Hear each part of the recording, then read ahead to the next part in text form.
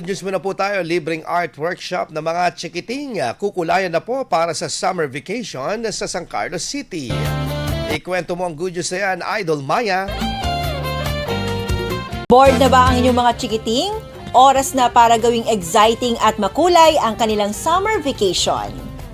Isa sa mga magandang pagkaabalahan ng mga bata ngayong bakasyon ay ang makiisa sa mga iba't ibang free art workshop na programa ng mga lokal na pamahalaan.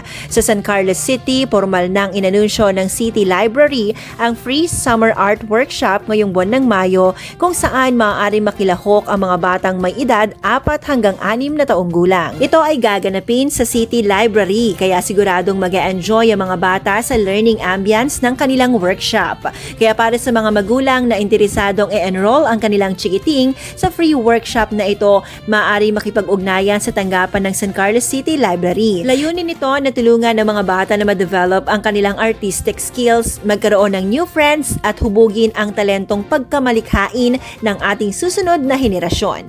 Yan ang ating good news. Ako po si Idol Maya Tatak, IFM. IFM News. IFM News. IFM News.